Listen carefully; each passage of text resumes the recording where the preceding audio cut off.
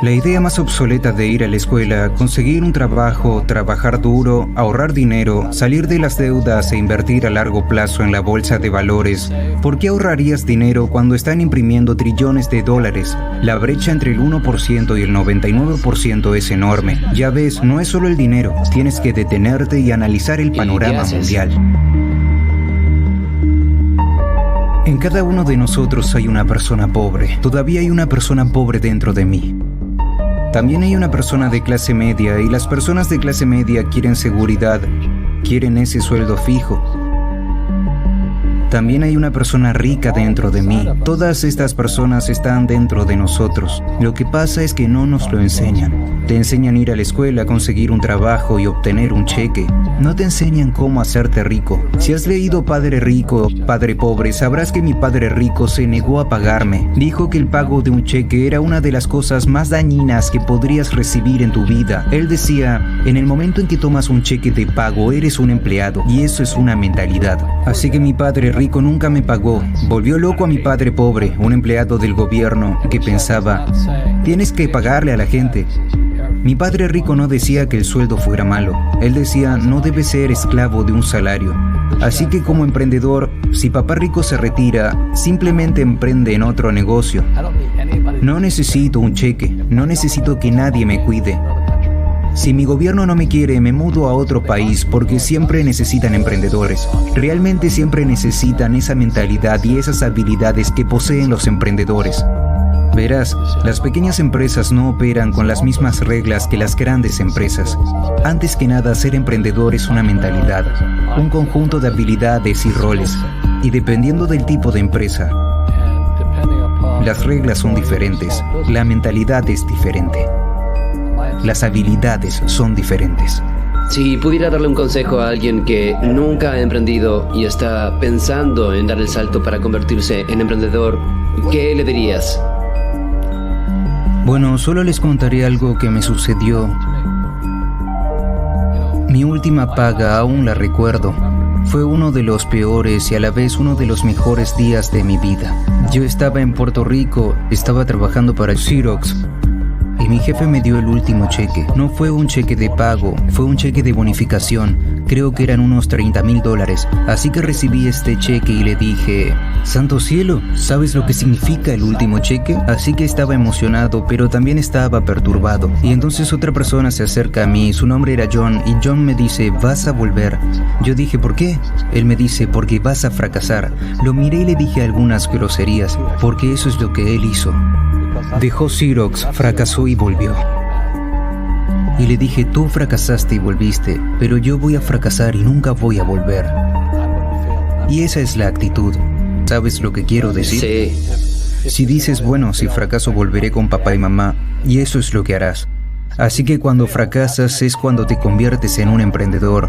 No tuve dinero durante años, no tenía un salario.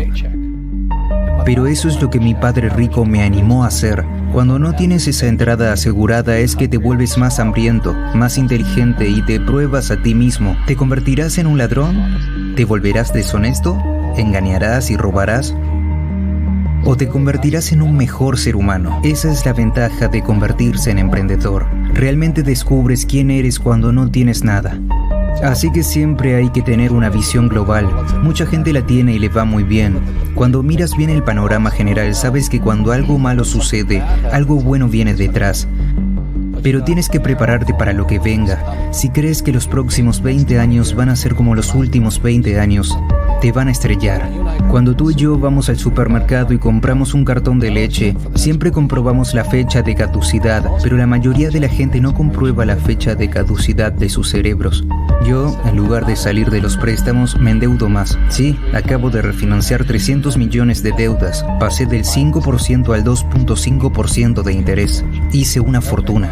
Cada mes recibo más dinero porque el valor del interés ha bajado. Así que mientras algunos expertos financieros dicen, sal de las deudas, yo digo, aprende a usar las deudas. Verás, cuando regresé de Vietnam en enero del 73, lo primero que me dijo mi padre rico fue, ve a la escuela para aprender a invertir en bienes raíces. No eran los bienes raíces, era cómo usar los préstamos y los impuestos. Las deudas y los impuestos hacen a los ricos más ricos. Las deudas y los impuestos hacen que los pobres y la clase media sean son más pobres. Así que todos esos doctores y abogados están perdiendo dinero y no saben por qué. Puede que reciban mucho dinero, pero les quitarán mucho en impuestos. Mi médico me gritó, estaba contento, dijo, ¡oh, adivina qué! Finalmente gané $1 millón. Y yo dije, ¿sí? Sí, bueno, ¿cuánto pagas de impuestos? Él dijo 750,000 en impuestos. Así que su neto era de unos $400,000. Eso no está mal, pero cuando yo gano $1 millón, me quedo con $1 millón. Y la razón es porque no lo hago trabajando por un salario.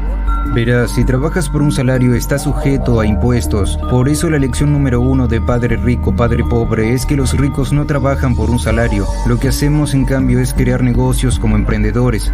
Adquirimos bienes raíces, no invierto en el mercado de valores.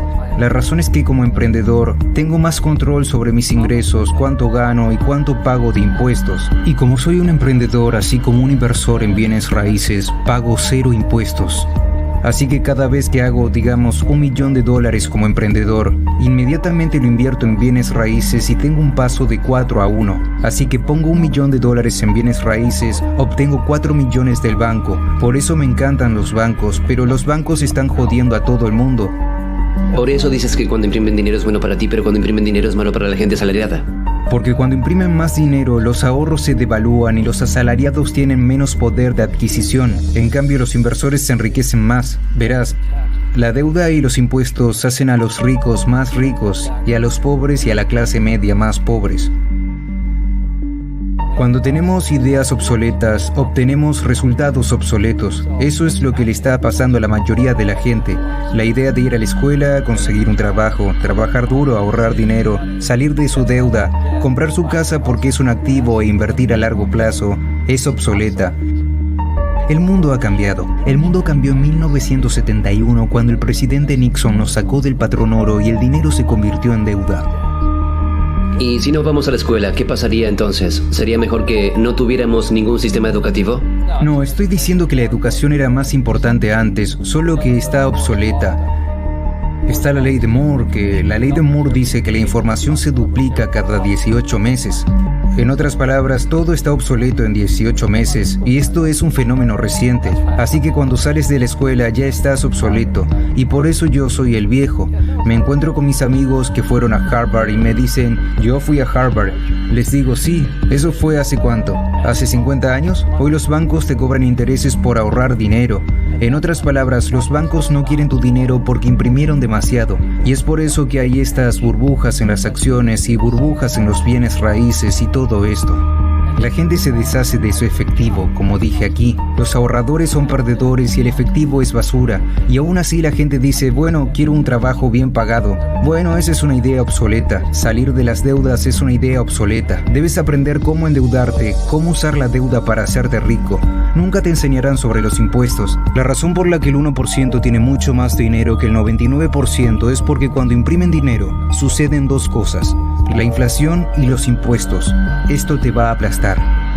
Cualquier emprendedor que piense que solo va a ganar dinero y montar un negocio y ganar mucho dinero porque de eso hablamos, realmente tiene que oler las cosas, hombre. Eso no es lo que hacen los verdaderos emprendedores. La mayoría de los emprendedores, hay 28 millones de propietarios de pequeñas empresas en América. 24 millones son emprendedores de una sola persona. Los llaman emprendedores sin empleados. Y eso es lo que sucede cuando la gente no entiende realmente lo que hace un emprendedor. Así que la mayoría de las personas son autónomos, pero no son realmente emprendedores. Los autónomos pagan impuestos muy altos, pero nadie se los explica. Sí, también les llaman personas con espíritu emprendedor. Pero de lo que hablábamos en realidad es que no existe una economía mala. Tú y yo todos tenemos una economía externa, pero también tenemos una economía interna. Y la fuerza de voluntad es cambiar nuestra economía interna.